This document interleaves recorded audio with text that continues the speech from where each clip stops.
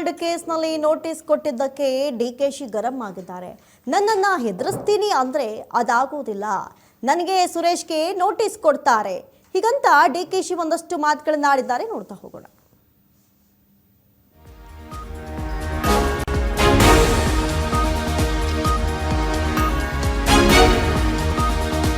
National Herald ಕೇಸ್ನಲ್ಲಿ notice ಕೊಟ್ಟಿದ್ದಕ್ಕೆ ಡಿಕೆಶಿ ಗರಂ ಆಗಿದ್ದಾರೆ.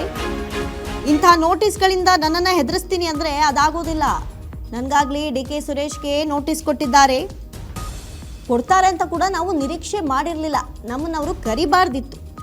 ನೋಟಿಸ್ ಪೂರ್ತಿ ಓದಿದ್ದೇನೆ, ಲಾಯರ್ ಹತ್ತಿರ ಮಾತನಾಡಿ ಅದಕ್ಕೆ ಸೂಕ್ತ ಉತ್ತರವನ್ನು ಕೊಡ್ತೀನಿ ಅಂತ ಹೇಳಿದ್ರೆ, ಚಾರ್ಜ್ ಶೀಟ್ ಆದ ನಂತರವೂ ನೋಟಿಸ್ ಯಾಕೆ ಕೊಟ್ಟರೋ ಗೊತ್ತಿಲ್ಲ. ನವೆಂಬರ್ 29ರಂದು ನೋಟಿಸ್ ಕೊಟ್ಟಿದ್ದಾರೆ, ಶುಕ್ರವಾರ ತಲುಪಿದೆ, ಇದಕ್ಕೆ ಸೂಕ್ತ ಉತ್ತರ ಕೊಡ್ತೀವಿ. ನೋಟಿಸ್ ಕೊಡುವಂಥದ್ದು ಏನಿತ್ತು, ನಮ್ಮ ಪಾರ್ಟಿಗೆ ದುಡ್ಡು ಕೊಡದೆ ಇನ್ಯಾರಿಗೆ ಕೊಡೋಣ ಹೀಗಂತ ದೆಹಲಿ ಪೊಲೀಸ್ ನೋಟಿಸ್ಗೆ ಡಿಕೆಶಿ ಪ್ರತಿಕ್ರಿಯೆಯನ್ನ ಕೊಟ್ಟಿದ್ದಾರೆ. ಇನ್ನು ನ್ಯಾಷನಲ್ ಹೆರಾಲ್ಡ್ ಪ್ರಕರಣದಲ್ಲಿ ದೆಹಲಿ ಪೊಲೀಸರು ನೋಟಿಸ್ ಕೊಟ್ಟಂತಹ ವಿಚಾರಕ್ಕೆ ಡಿಸಿಎಂ ಡಿಕೆಶಿ ರಿಯಾಕ್ಟ್ ಮಾಡಿದ್ದು, ನನ್ನನ್ನು ಹೆದರಿಸ್ತೀನಿ ಅಂದರೆ ಅದಾಗೋದಿಲ್ಲ. ಹಾಸನದಲ್ಲಿ ಮಾತನಾಡಿರುವಂಥ ಡಿಕೆಶಿ, ನನಗಾಗಲಿ ಡಿಕೆ ಸುರೇಶ್ಗೆ ನೋಟಿಸ್ ಕೊಡ್ತಾರೆ ಅಂತ ನಾವು ನಿರೀಕ್ಷೆ ಮಾಡಿರಲಿಲ್ಲ, ನಮ್ಮನ್ನ ಕರಿಬಾರ್ದಿತ್ತು, ನಾವೆಲ್ಲ ವಿವರವಾಗಿ ಇಡಿಗೆ ಕೊಟ್ಟಿದ್ದು, ಇಡಿ ಅವರು ಚಾರ್ಜ್ ಶೀಟ್ನಲ್ಲಿ ನಮ್ಮ ಹೆಸರೇನು ಸೇರಿಸಿಲ್ಲ, ನಮ್ಮ ಹೇಳಿಕೆ ತೆಗೆದುಕೊಂಡು ಬಿಟ್ಟಿದ್ರು.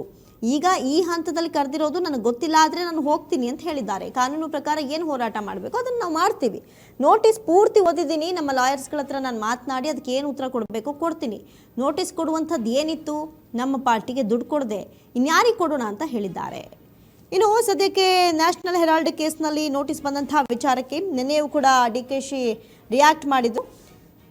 ಇದೀಗ ಮತ್ತೆ ಡಿಕೆಶಿ ಮಾತನಾಡಿದ್ದಾರೆ. ಏನು ಮಾತನಾಡಿದ್ದಾರೆ ನೋಡಿ.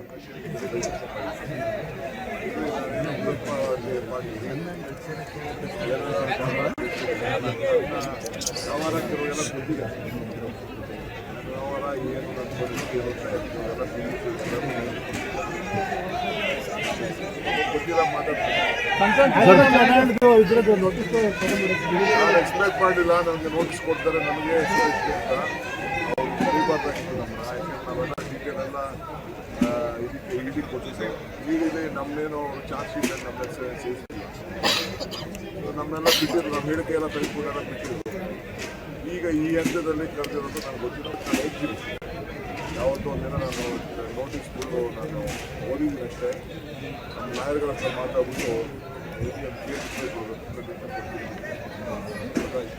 ಎರಡು ಸದಲ್ಲ ನಮ್ಮ